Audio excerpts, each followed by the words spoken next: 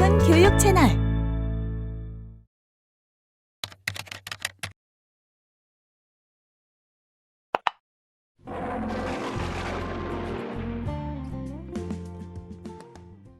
선조와 광해군 시대를 살았던 이이첨은 효성이 매우 지극했으며 강직한 관리였습니다. 그는 선조 임금이 세자였던 광해군을 쫓아내고 막내인 영창대군을 세자로 세우려 할 때 끝까지 반대하다가 유배형에 처해졌습니다. 그러나 운이 좋게도 유배를 떠나기 직전에 선조가 죽어 광해를 지키려 한 행동은 오히려 전화위복이 되어 그의 명예를 드높여 주었습니다.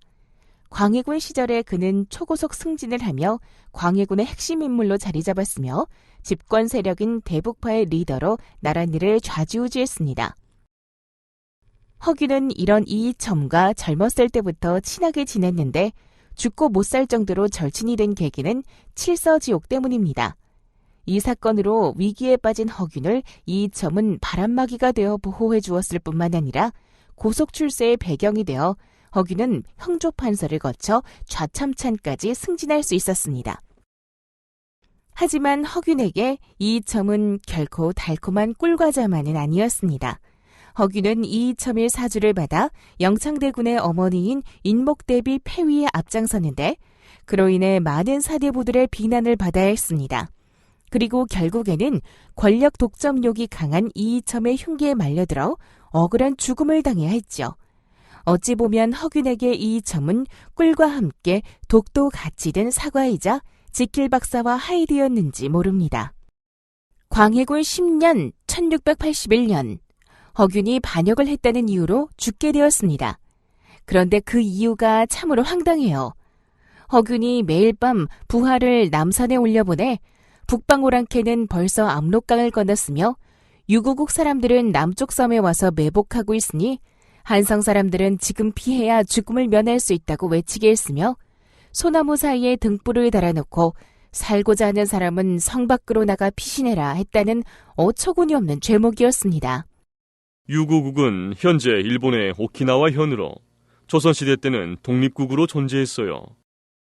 아무튼 지금 생각해도 이해할 수가 없어요. 어떻게 그런 이유로 나를 죽일 수가 있죠? 그게 바로 정치라는 거라네. 너무 서운하게 생각하지 말게나. 광해군이 직접 나서서 나를 신문했는데 나는 끝까지 내 죄를 인정하지 않았어요.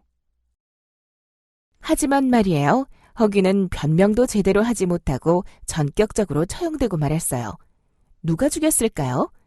아직도 명확하게 밝혀지지 않은 미스터리지만 대북 정권의 핵심이었던 이이첨이 허균의 세력이 강화되는 것을 막기 위해 저지른 일이라고 추정합니다. 당시 세자빈이 자식이 없어 허균의 딸이 세자의 후궁으로 간택되었는데 허균의 딸이 아이를 낳게 되면 그에게로 권력이 이동될 것을 우려한 내가 죄를 일부러 만들었다는 얘기를 사람들이 하는 것 같더군요. 네, 참으로 황당무계한 일이었지만 아무튼 허균은 자신의 초고속 출세를 이끌어준 이이첨에 의해 결국은 토사구팽되고 말았습니다. 토사구팽은 사냥하러 가서 토끼를 잡으면 사냥하던 개는 쓸모가 없게 되어 삶아 먹는다는 뜻으로 필요할 때 요긴하게 써먹고 쓸모가 없어지면 가혹하게 버린다는 뜻이에요. 결국 그렇게 나는 사냥터의 개처럼 쓸모가 없어지자 버렸다는 뜻이군요. 네, 그럼 이이첨은 어떻게 되었냐고요? 한때는 나라의 모든 권력을 한 손에 틀어쥐고 자주유지했던 그였지만 그 끝은 허균만큼이나 좋지 못했습니다. 인조반정으로 인해 형장의 이슬로 사라져버렸거든요. 새로 권력을 잡은 서인 정권은 그를 폐모살제 사건의 주모자로 몰아 그와 세 아들을 모두 죽여버렸습니다. 한때의 잘못된 권력 행사가 집안 전체를 절단내버렸죠. 그게 정치라는 거군요. 내가 뭐라고 했다는 거야? 난 아무 말 안 했네. 허균은 우리 역사에서 그 유래를 찾아보기 힘들 정도로 박학다식했던 사람입니다. 그는 수천 권의 책을 읽고 그 내용을 기억했으며 중국 사절단 앞에서 수백 편의 시를 통째로 외워 입을 떡 벌어지게 만들었어요. 중국 국가도서관에 조선시선이란 책이 보관되어 있다고 합니다.